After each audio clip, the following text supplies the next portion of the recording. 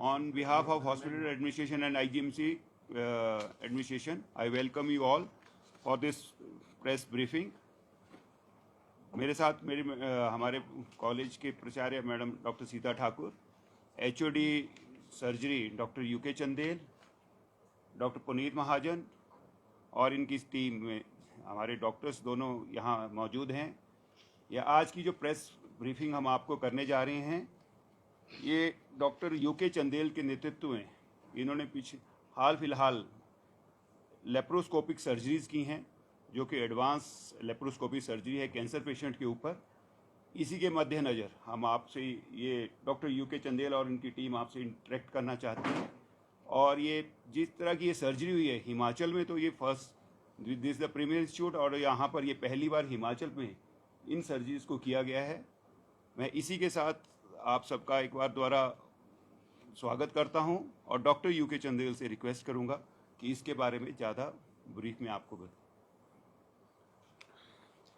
Thank you doctor Rahul and thank you doctor Sita और वर्दी principal. सबसे पहले मैं आपका धन्यवादी हूं कि आपने हमारे इस टॉपिक को कवर करने के लिए आए हैं। इस PC के माध्यम से मैं ये कहना चाहता हूँ कि IGMC शिमला एक हमारे प्रदेश का प्रीमियर इंस्टीट्यूट है, और प्रेस के माध्यम से मैं ये बताना चाहता हूँ कि हमारे इंस्टीट्यूट ने लेप्रोस्कोपी सर्जरी PGI चंडीगढ़ से पहले शुरू की है। सबसे पहले laparoscopic procedure late doctor RL Gupta के नेतृत्व में 1993 में स्टार्ट कर दिया था, जबकि PGI में कोई लेप्रोस्कोपिक सर्जरी नहीं होती। We started this. उसके बाद ये लंबी जर्नी है। अब 93 से हम 2024 में पहुंच गए हैं। और मैं 95 से इस इंस्टीट्यूट में आया था, तो उस वक्त हमने भी लेप्रोस्कोपिक कोलिसिस्टेक्टमी के ऊपर एक थीसिस किया था, जो कि डॉक्टर RL ने कंटिन्यूएशन में कराए थे उस वक्त। तो इस PC के माध्यम से हम ये कहना चाहते हैं कि इस लंबी जर्नी में आज की डेट में भी जो प्रेजेंट एरा है वो मिनिमल इन्वेजिव सर्जरी का है। क्योंकि मिनिमल इन्वेजिव सर्जरी में मरीज को दर्द बहुत कम होता है, वो जल्दी से अपने back to his normal life जो है चला जाता है। तो इसलिए ये मेडिकल साइंस में मिनिमल इन्वेजिव सर्जरी पे पूरा ये एक वो है, इस पे स्ट्रेस है। हम सारे बढ़ रहे हैं कि हम लेप्रो से है, और उसमें नई चीज़ आज की डेट में जैसे है वो एक रोबोटिक सर्जरी भी उसी का एक फर्दर एक्सटेंशन है। लेकिन जब ये स्टार्ट किया था तो कुछ अरसे के लिए हमारा जो लेप्रोस्कोपिक सर्जरी था वो 1-2 प्रोसीजर पे ही लिमिटेड रह गया था, जो कि mainly majority of the cases में ये कोलिसिस्टेक्टमी जैसे सभी को विदित है उसी के लिए था। लेकिन with the passage of time हमने इसमें नए प्रोसीजर ऐड करे हैं, और आज की PC में हम यही कहना चाहते हैं कि हम एडवांस कम्प्लेक्स प्रोसीजर भी करने चाह रहे हैं, ऐड कर दिया है। हमारे विभाग में 2 नए super specialist part of general surgery जो हैं, doctor Vipin Kumar GI surgeon हैं, he is MCH in GI surgery, और हम कम्प्लेक्स ऑन्कोलॉजी प्रोसीजर कर रहे हैं। डॉक्टर रशपाल हैं, he is onco surgeon, he is with Professor Puneet Mahajan. So we are doing complex surgeries which require very highly technical expertise where it is required, और जो at par with any premier institute वो हम कर रहे हैं। लेकिन हम आज ये बताना चाह रहे हैं कि जर्नी जो लैब सर्जरी से हमने शुरू की थी वो 8 या 11 के बाद थोड़ा इसमें फिर इम्पेटस मिला था, और आज की डेट में हम पहले मैं ये बताना चाहता हूँ कि लैब से हम क्या क्या सर्जरी कर रहे हैं। तो लैब से कोलिसिस्टेक्टमी बहुत पहले शुरू की थी, लेकिन हम वो उस वक्त बहुत सिंपल से केस करते थे, सिंपल गॉल ब्लैडर। थोड़ी भी डिफिकल्टी आई तो हम उसको कन्वर्ट कर देते थे। आज की डेट में हम थोड़ा कम्प्लेक्स गॉल ब्लैडर को भी, जो difficult gall bladder we can say, उसको भी हम लैब से कंप्लीट करते हैं, अकॉम्प्लिश करते हैं। In addition to cholecystectomy, then we added hernia, जैसे ग्रॉइन में हर्निया होता है या पेट में हर्निया होता है, उसमें स्वेलिंग आ जाती है, तो वो आज तक पहले हमारे ज़्यादातर के उसमें ओपन से करते थे। लेकिन आज की डेट में हमारे विभाग में बहुत सारे लोग जो हैं इन हर्निया को भी हम लैब से विद गुड रिजल्ट कर रहे हैं। तो एक हर्निया आ गया, abdominal wall hernia, groin hernia. अब उसके बाद एब्डोमिनल सर्जरी में हमने लेप्रोस्कोपिक नेफ्रेक्टमी, मुझे याद है शायद अभी नेत्र सिंह जो था वो पहला हमने laparoscopic nephrectomy from Sirmaur, he was JBT teacher, he was operated, so वो अकम्प्लिश हो गया था। Then we tried independently also, उसमें एक आधे केस में डिफिकल्टी होने के बाद now it is taken of by general surgery department, दो now urology department they are also doing lap surgery and lap nephrectomy, urology भी कर रहे हैं, लेकिन जनरल सर्जरी में भी हम लैप नेफ्रेक्टमी वैसे ही कर रहे हैं। तो कम्प्लेक्स में हमारा हर्निया के बाद अब नेफ्रेक्टमी हो गया। फिर उसके बाद जो है सिंपल, जैसे हाइड्रेटेड सिस्ट लीवर में होता है या सिस्ट जो है वो लीवर में होते हैं, तो उनके लिए यूजुअली कन्वेंशनली पूरा इंसिजन देके होता था। वो हम होल से सिंपल ये लैब में जो हम सिर्फ पंचर करते हैं उसके थ्रू लाइट सोर्स डाल के और इंस्ट्रूमेंट डाल के, तो वो छोटे से छोटे की होल इंसिजन से वो कर रहे हैं हम। तो हाइड्रेटेड सिस्ट हो गया। फिर स्प्लीनेक्टमी, वो डॉक्टर विपिन जब ये आए थे तो इन्होंने बोला कि वी वांट टू, तो हमने स्प्लीनेक्टमी भी एंडोर्स किया, which is very highly demanding, expert उसमें चाहिए। तो स्प्लीनेक्टमी, पार्ट ऑफ इंटेस्टाइन, हेमिकोलेक्टमी, उसमें कुछ इंटेस्टाइन का पार्ट निकालते हैं, तो वो क्लासिकली बड़ा लंबा इंसिजन होता है, वो भी हमने छोटे उससे कुछ केसेस किए हैं लैब हेमिकोलेक्टमी। तो और सिंपल प्रोसीजर है lab repair of the due perforation, उसका थोड़ा हमारा लॉजिस्टिक इशू है कि इमरजेंसी में कैसे करना है, otherwise department is competent, we are doing, we have done few cases. Lap appendectomy, appendix हो जाता है, तो क्लासिकली उसमें इंसिजन थोड़ा देते हैं, तो अगर डिफिकल्ट हो तो थोड़ा इंसिजन बढ़ाना पड़ता है, लेकिन उसको भी की होल सर्जरी से lab appendectomy, even lab ureter से स्टोन निकालना है तो वो भी कुछ केसेस किए हैं हमने।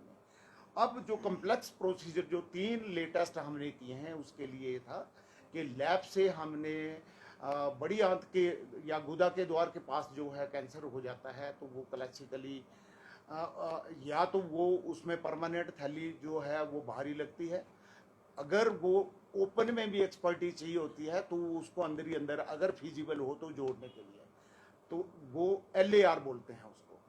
तो लैब से अगर करें तो वो और भी अच्छा है। तो अभी हमने रिसेंटली एक LAR जो है वो गुदा के द्वार के आसपास ही वो उसका कैंसर था, उसको लैब से ही पूरा अकम्प्लिश किया है हमने, जो लैब LAR वो किया है। उसके बाद हमने एक जो है फूड पाइप का कैंसर हो जाता है, ईसोफेजियल कैंसर जिसको बोलते हैं, तो वो डिपेंड करता है कि कहाँ जैसे है, और उसमें कई किस्म के हैं, ओपन का भी है। डॉक्टर यशपाल जो हैं वो बड़ा इलेबोरेट में बता सकते हैं, या डॉक्टर विपिन भी, कि किस में क्या सिलेक्ट करना है। लेकिन जहाँ पे ये थोरेक्स में जो फूड पाइप है हमारी, इसमें जहाँ पे होता है वो क्लासिकली हम ओपन उससे करते हैं, तो वो पेशेंट के लिए बहुत पेनफुल होता है, रिब केज को काट के उसमें से निकाल के वो करना है। तो ऑफ रिसेंटली हमने वो लैब से ईसोफेगस मोबिलाइज किया है, तो वो एक हमारा लेटेस्ट था। एक उसके बाद हमने गैस्ट्रेक्टमी, वो पेशेंट हम यहीं बैठाए हुए हैं, आप खुद दे सकते हैं कि अभी अभी इनकी सर्जरी हुई है and how fit they are.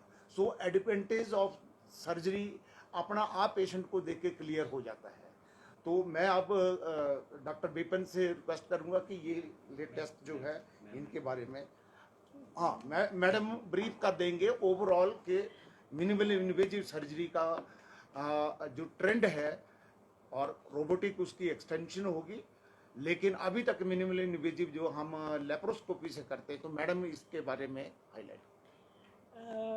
देखिए, जो good morning everyone and welcome कि आप लोग सब इस जो ये प्रेजेंटेशन इसके लिए आए हैं। मतलब आईजीएमसी में कुछ अच्छा डिपार्टमेंट ऑफ सर्जरी ने किया, तो उसका उनको थोड़ा सा ये बताना भी चाहेंगे तो बेटर है। जो मिनिमल इन्वेसिव सर्जरी और जो ओपन सर्जरी, उनका तो देखो ना, ओपन सर्जरी की बजाय मिनिमल इन्वेसिव जो मतलब बोलते हैं हम की होल सर्जरी, उसका एडवांटेज बहुत है। आपका पेशेंट का कंफर्ट है, और जैसे आप देखते हैं कि नॉर्मल ओपन सर्जरी है तो 7-8 दिन के बाद टांके खोलते हैं, 2-3-4 दिन ड्रिप लगा रहता है। तो जबकि मिनिमल इन्वेसिव सर्जरी में next day patient up and out होता है। So comfort to the patient also, complication rate भी कम है, और आपका स्कार भी बहुत छोटा है। और ओनली प्रॉब्लम थी कि जैसे पहले जैसे डॉक्टर साहब ने बताया कि पहले थोड़ा बिनाइन जो कॉमन सी कंडीशंस है, जो बिनाइन है मतलब जो मैलिग्नेंसी नहीं है, उसमें ये ज़्यादा किया जाता था। बट अब मैलिग्नेंसीज में भी, बिकॉज मैलिग्नेंसी जो कैंसर है उसमें थोड़ा एक्सटेंसिव सर्जरी चाहिए होती है कि कहाँ कहाँ तक फैला है, क्या बचाना है क्या नहीं, तो उसके लिए थोड़ा लेप्रोस्कोपिक अभी मतलब इतना पहले यूज़ नहीं होता था, बट नाउ अब expertise with the gain of expertise, and specially जो हमारे पास ऑन्को सर्जन है डॉक्टर यशपाल है, और हमारे गैस्ट्रो सर्जन जो सुपर स्पेशलाइजेशन करके आए हैं डॉक्टर विपिन, और प्लस ऑल जो सर्जरी के फैकल्टी हैं उनकी भी अपनी ओवर द टाइम एक्सपर्टीज़ हो गई। तो उसके बाद हम लोग ये डिफ़िकल्ट जो प्रॉब्लम है, डिफ़िकल्ट ऑपरेशंस हैं, स्पेशली मैलिग्नेंसी वाले भी कर पाए हैं। एंड आप देख सकते हैं कि मतलब ये इनका परसों 1 दिन पहले ऑपरेशन हुआ है, एंड 2 दिन पहले ऑपरेशन हुआ, और ये लोग अप एंड कंफर्टेबल बैठे हैं। सो एडवांटेज टू पेशेंट बहुत है, टाइम कम लगता है, पेन कम होती है, पोस्ट ऑपरेटिव कंफर्ट ईजियर होता है, और बाकी डिस्चार्ज भी मतलब ड्यूरेशन हॉस्पिटल स्टे भी बहुत कम होता है। तो ये बहुत एडवांटेज है टू द पेशेंट, और कॉम्प्लिकेशन रेट भी डेफिनेटली कम होता है ओपन से कंपेरेटिव। और इसमें स्पेशली हम ये डॉक्टर यशपाल और ये डॉक्टर विपिन वगैरह की ये सर्जरी ही नहीं कर रहे, सर्जन डॉक्टर पुनीत हैं, डॉक्टर चंदेल हैं, और डॉक्टर कुणाल हैं एनेस्थीसिया डिपार्टमेंट से। इसमें टेक्निकली एनेस्थीसिया का मैं ये ऐड करना चाहता हूँ। ये सब रिसर्च वर्क भी साथ में, मतलब आई एम वेरी हैप्पी कि medical college being a medical college हम सर्जरी अकेला नहीं कर रहे, रिसर्च वर्क भी कर रहे हैं, और इनमें ये काफ़ी ये सेंट्रल गवर्नमेंट और आईसीएमआर और डीएचआर वगैरह से भी और लोकल भी रिसर्च भी कर रहे हैं। वो एक मेडिकल कॉलेज का एक एडिशनल पार्ट है। और एनेस्थीसिया डेफिनेटली जो मैलिग्नेंसी या लैप्रो सर्जरी करने उसके लिए anaesthetist expert anaesthesia is required ज़्यादा है ना। तो उसमें डॉक्टर कोनाल है हमारे, जो डीएम एनेस्थीसिया में डीएम न्यूरो एनेस्थीसिया है, और इनका एक्सपर्टीज़ बहुत ज़रूरी था फॉर लॉन्ग टर्म सर्जरी की, जैसे डिफ़िकल्ट सर्जरी तो इनका बहुत ज़रूरी होता है। तो ये सब के लिए सारा एक टीम वर्क है आईजीएमसी का, department of surgery, onco surgery, gastro surgery, anaesthesia, और एनेस्थीसिया के डिपार्टमेंट के सबका सहयोग के से ही ये पॉसिबल हो सका है। And I congratulate department, all this department, surgery and anaesthesia for all this. ठीक है, thank you so much, thank you so much. और आप सब लोगों का भी बहुत थैंक यू कि आप लोग इनको इनकरेज करने के लिए यहाँ पे प्रेजेंट है। और डॉक्टर सोडी भी आ रहे हैं, हेड ऑफ एनेस्थीसिया डिपार्टमेंट। आ जाओ नहीं सर, यहाँ आएंगे मैं। आ जाओ। अभी हमने जैसे ये बताया कि लैप्रोस्कोपी जो कम्प्लेक्स सर्जरी है सर आप इधर, जो सिंपल गॉल ब्लैडर सर्जरी थी वो बहुत पहले से थी, अब बड़ी रूटीनली और बहुत फ्रीक्वेंटली हो रही है। लेकिन जो कम्प्लेक्स सर्जरी है ये अभी हमने जो है वो स्टार्ट की है, इसमें नंबर बहुत ज़्यादा नहीं है हमारे पास। जैसे गैस्ट्रेक्टमी एक आधी बार पहले हुई है और एक अभी की है, तभी हमने सोचा कि हम आपके माध्यम से पब्लिक को ये बताएं कि इतनी जो टेक्निकली डिमांडिंग है, because these are very highly laparoscopically to accomplish this procedure. Malignancy जैसे गैस्ट्रिक मैलिग्नेंसी थी ये, उसमें पूरे स्टमक को लैप्रोस्कोपिकली ही। पेशेंट नाम तो बताना ठीक नहीं रहेगा, थोड़ा नाम का थोड़ा वो इशू रहता है, लेकिन वो मरीज आपके सामने है, आप उनको बिना डिस्क्लोज के नाम जो है आप पूछ सकते हैं। हमने प्रेस के माध्यम से so that you can see कि कितना कंफर्ट इस चीज़ से पेशेंट को होता है, क्योंकि लाइक वाइज सेम पेशेंट और होते हैं तो इतना सीवियर पेन है, तो वो लंबा इंसिजन है, तो उससे वो रिकवर करने में बहुत टाइम लगता है, एग्नी होती है। जैसे कि कोली का है, पहले हम जब 95 में मुझे याद है कि 7 दिन के बाद भी एक गॉल ब्लैडर के ऑपरेशन वाले को छुट्टी करते थे। आज हम कुछ केसेस में मरीज सुबह आया, शाम को दिन को ऑपरेशन करके हमने कुछ मरीज शाम को ही भेज दिए हैं जो कि नज़दीक थे और जान पहचान के थे। तो वो जो कंसेप्ट डे केयर सर्जरी, तो हमने उसमें इवन गॉल ब्लैडर के केसेस में डे केयर सर्जरी किया है। हमने यूरोलॉजी में भी हो रहे हैं इस तरह के लेप्रोस्कोपी से। यूरोलॉजी में सिर्फ यूरोलॉजी से रिलेटेड होंगे जो मूत्र रोग संबंधी जो है। नेफ्रेक्टमी जो है वो ओवरलैप है हमारा, वो भी नेफ्रेक्टमी करते हैं, हम भी नेफ्रेक्टमी करते हैं। और हमारे मरीज का जो अगर उनको हम दोबारा कभी देखा, उनके जो की होल से ही उनकी जो है, नहीं तो नेफ्रेक्टमी में बहुत बड़ा इंसिजन होता है, कम से कम 10-12 सेंटीमीटर का इतना लंबा है, उसकी अपनी दिखते हैं। लेकिन इसमें जो है मरीज दूसरे या तीसरे दिन वो फिट हो जाता है। नेफ्रेक्टमी की बात कर रहा हूँ मैं। ये कहना चाह रहा था प्रेस के माध्यम से कि हमने इस लिस्ट में बहुत ज़्यादा डाले हैं। अब वो गॉल ब्लैडर से आगे हमारे काफ़ी बढ़ोतरी हो चुकी है कि जैसे मैंने इन्यूमरेट ऑलरेडी कर दिए कि ये प्रोसीजर करते हैं। अभी डॉक्टर जहाँ तक मिनिमल इन्वेसिव सर्जरी का है ना, वो हर डिपार्टमेंट कर रहा है, चाहे वो गायनी डिपार्टमेंट है, चाहे ऑर्थो गायनी में डिपार्टमेंट भी है, हो। चाहे यूरोलॉजी जैसे आप बोल रहे हैं, एवरी डिपार्टमेंट कर रहा है बिकॉज इसका एडवांटेज है ये जी। वो नहीं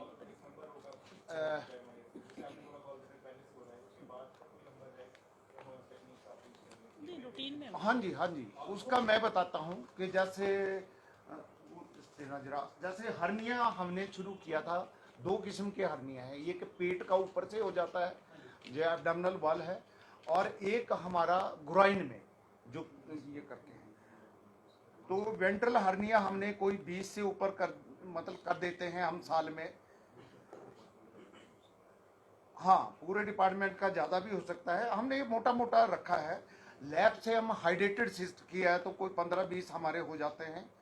हमने एडवांस में एक डायफ्रामेटिक हर्निया भी डॉक्टर बिपिन के साथ किए, तो 3-4 केसेस हमारे वो हो चुके हैं। नेफ्रेक्टमी सर्जरी डिपार्टमेंट में अभी हमने कोई इस साल मेरे ख्याल 3-4 किए हैं, 10 से ऊपर हमारे ऑलमोस्ट फिगर हो चुका है। लैप एपेंडेक्टमी हमें थोड़ा इश्यू रहता है कि वो इमरजेंसी में है तो लॉजिस्टिक सपोर्ट नहीं है, अदरवाइज कई बार केसेज हमें स्लॉट मिल जाता है। 8-10 केस हमने ऑलमोस्ट मेरे ख्याल ये कोई भी कर लेता है लैप एपेंडेक्टमी। फिर डायफ्रामेटिक हर्निया वो बड़ा कम्प्लेक्स केस होता है, वो भी हमने लैब से 3-4 कर दिए हैं। डॉक्टर बिपिन ने ये स्टार्ट किया था डायफ्रामेटिक हर्निया वाला। ड्यू परफोरेशन जहाँ कहीं होता है 1-2 किए हैं। फिर उसके बाद लैप एपीआर हमने मेरे ख्याल से 3-4 कर दिए होंगे लैप असिस्टेड। और एक ये LAR जिसमें मैंने बताया कि वो बड़ी आंत का कैंसर होता है और अंदर ही अंदर आंत को जोड़ देना है, पेल्विस जो हमारा पेल्विक गर्डल होता है नीचे जोड़ना है। तो ये यूजुअली काफ़ी टफ होता है, तो ये भी हमने 2-3 केस LAR और लैप गैस्ट्रेक्टमी 2 या 3 हमारे शायद पहले भी हमने किए हैं, और ये अभी इस साल में यही। डॉक्टर साहब आपने शुरुआत 93 में की थी, ये लगभग 3 दशक का एडवांस होने में इतना समय क्यों लगा? क्या रिसोर्सेज की कोई कमी रहती है? क्योंकि आप लोग तो असल में नया जीवनदान दे रहे मरीजों को, लगातार कोशिश की इतना लंबा समय एडवांस टेक्नोलॉजी करने में, क्योंकि ये भी प्रीमियर इंस्टीट्यूशन है और PGI माना जाता है, मिनी PGI, इसको PGI से पहले शुरुआत हुई, एडवांस होने में इतना समय लगा। मिनिमल इन्वेसिव में लर्निंग कर्व ज़्यादा होती है, लर्न एक्सपर्टीज लेने में टाइम लगता है, लर्निंग कर्व बहुत होते हैं ओपन। ऐसा है कि ये 86 में तो लैब कोली वार्ड में पहला केस हुआ था 86 में, and I am very proud of my institution कि 93 में नॉर्दर्न इंडिया में शायद हमने यहाँ स्टार्ट कर दिया था। उसके बाद ये डिपेंड करता है कि इसका लर्निंग कर्व और कमिटमेंट जैसे है, और इंस्ट्रूमेंट जो हैं इसके सेपरेट होते हैं, वो कॉस्टली चीज़ है, उसकी रनिंग कॉस्ट डिफिकल्ट है, और उसका एनेस्थीसिया का भी डिफरेंट उसकी वो उनकी रिक्वायरमेंट होती है, उसकी रहती है। जो आपने पूछा कि क्यों इतना टाइम लगा, इस पे मैं बहुत ज़्यादा तो नहीं बोल सकता हूँ, लेकिन मुझे लगता है कि जब हमारे जिन्होंने इसको एंकर किया वो रिटायर हो गए, दूसरे फैकल्टी जो आए होंगे वो पूरा हर फैकल्टी में, हर यूनिट में परकोलेट नहीं कर पाया, तो जब वो अपने टाइम में आए तो शायद इतना नहीं हो पाया। फिर ये जब टाइम बीतता गया और जो उस वक्त करते थे, तो जो भी कंसल्टेंट थे, डॉक्टर आर के शर्मा, फिर जो डॉक्टर आर एल के पास थे, उन्होंने इसको दोबारा रिवाइव करा। डॉक्टर जसवाल थे बेरून के साथ, तो वो फिर दोबारा जो करने में है वो थोड़ा एक इनर्शिया होता है। वो इंस्ट्रूमेंट दबा वो पुराने हो गए, उनको प्रोक्योर करने में गवर्नमेंट सेक्टर में वो रहा, और हमारा भी रहा होगा कि इतना पुश करने में बहुत एनर्जी लगती है कि वो स्पेशली प्रोक्योर करना और उस स्टाफ को जो है उसी तरीके से ट्रेंड करना, इसलिए वो शायद मुझे लगता है। लेकिन जब हमारा शुरू हो गया तो अब मेरे को लगता है कि हमने कुछ प्रोसीजर किए थे और अब ये कम्प्लेक्स भी शुरू हो गए। डॉक्टर सोडी का सर, हाँ, अभी अब मैं कंटिन्यू कष्ट करूंगा कि डॉक्टर